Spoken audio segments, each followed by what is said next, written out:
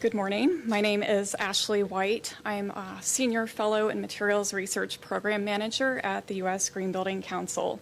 I am a materials scientist by training, and about a year and a half ago joined USGBC and took my first foray into the building materials world specifically. And over that time period, I've been working on our LEED Materials and Health Initiative. So I'm a senior fellow in residence, but we have a whole cohort of other external fellows that have been working on these issues, including Charlene and Meg Schwarzman, Ken Geiser in the audience here, as well as Marty Mulvihill at UC Berkeley and Joel Tickner at UMass Lowell. So I thought I'd talk to you today about the evolution of how LEED has been dealing with its credits related to materials, and specifically how we hope that that will impact health. So previous versions of LEED, and LEED has considered health to be a crucial part of sustainability from the beginning. So there's been a credit from the beginning that targets smoking, saying that building occupants should not be exposed to any tobacco smoke. This is, of course, targeting one substance, a narrow set of health issues, but very important set of health issues. We've had credits to deal with VOC emissions from the beginning. But again, this is on, a narrow but still relatively substantial, important set of impacts, but still a narrow range of products. It's not getting at all of the potential health impacts that can come from building materials and products. We've also had credits addressing things like composite wood, formaldehyde, that sort of thing. So again, with a formaldehyde-related credit, that is targeting one substance. We've also had credits looking a bit outside of the direct health realm at using recycled content and materials, locally sourced materials. But what this is really getting at is kind of proxies that stand in for the impacts we really care about. So we don't directly care that it's recycled content or that it's locally sourced. We care about the reductions in resources that are required for those materials if you incorporate recycled components and locally sourced products. So in general, we've been looking at single attributes in a limited part of the life cycle. Now, USGBC has a theory of market transformation that we think works pretty well. We think that we're making a difference in this manner, and let me just explain how we see this working. Essentially, we start by disclosing some type of information. That might be that a manufacturer has revealed that they have low VOCs in their paint. With that knowledge, maybe that paint has some kind of a third-party certification about its VOC emissions. That then enables someone like a specifier to say, well, I'm going to make sure I value low emissions for the building occupants. I'm going to make sure that I preferentially select paint that has low VOCs. As more and more people specify paint with low VOCs, that means that manufacturers understand that those consumers value that attribute, and they start making more paints that have low VOCs. And as products continually improve through this cycle, we hope that as there's one level of low VOCs, that maybe incentivizes eventually zero VOCs, et cetera. So it's a cycle, we hope, of continual improvement. Now, about a year ago, USGBC released the most recent version of LEED, LEED v4, and we're getting at attributes a little more directly now. So we have things like a credit for listing out the ingredients in a product. With that information, we can then look a bit more directly at health hazards. So there's, if you're not familiar with it, something called the Health Product Declaration, which again has this ingredient list, but also all the hazards that are then associated with those ingredients. We are looking at ways to define good products.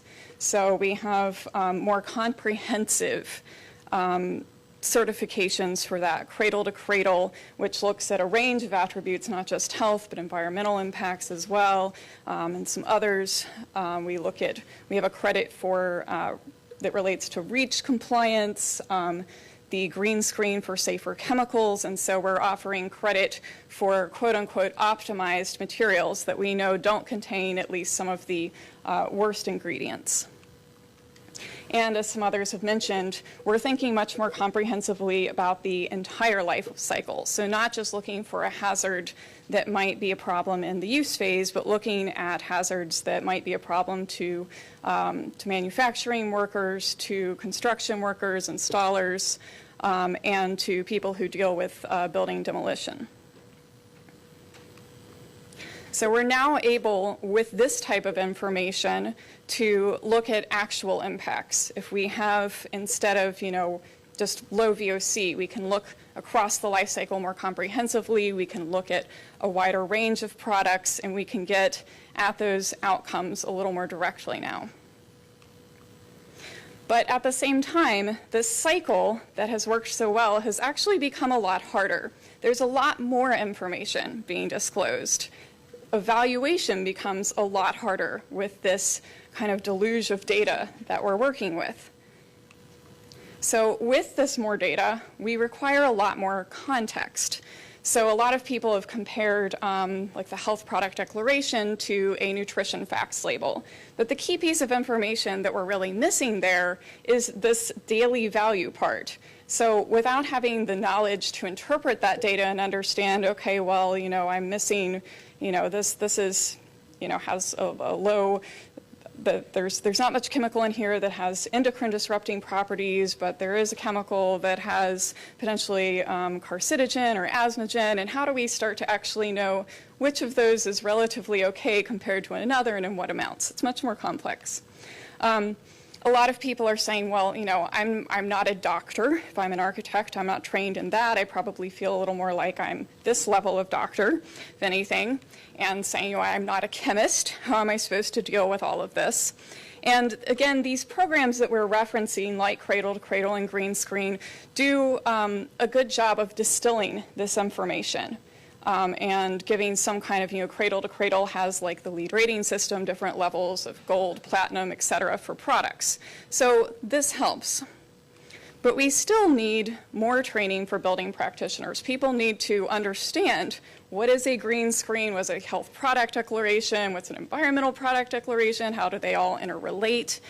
Now that we're looking at health hazards of every single ingredient and every single product, we may not comprehensively know the health hazards of everything. So we actually need more science to know that, and we need more science to get at this idea of a daily recommended value from that nutrition label.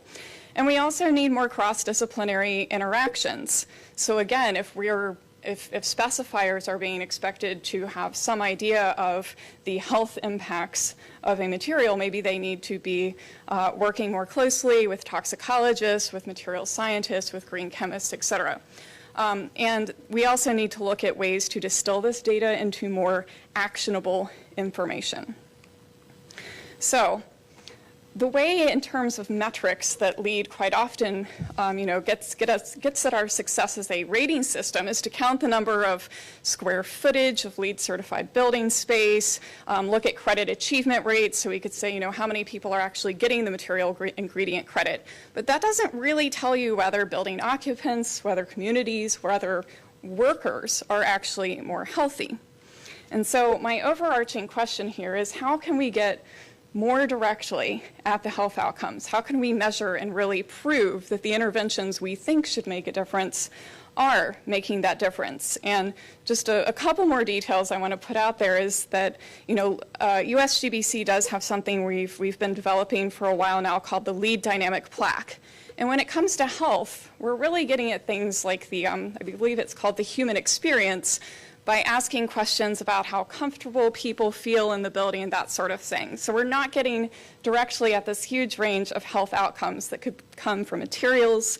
We can't take something like a beacon that would be used for using the stairs. That's not going to really get at materials because the occupant of the building doesn't get to make the decision about what materials are in the building, like they might get to make a decision about the stairs. And we have scientific and toxicological studies that indicate that a material should, be an endocrine disruptor or not, but how do we really prove that? So, and I would also add another bound to that, saying that in this... Can you add that during the discussion? I'm concerned about time, so yeah. I'd like to end of these questions. Okay, and the last bit was just, in this fiscal environment, what's the most important thing we could do?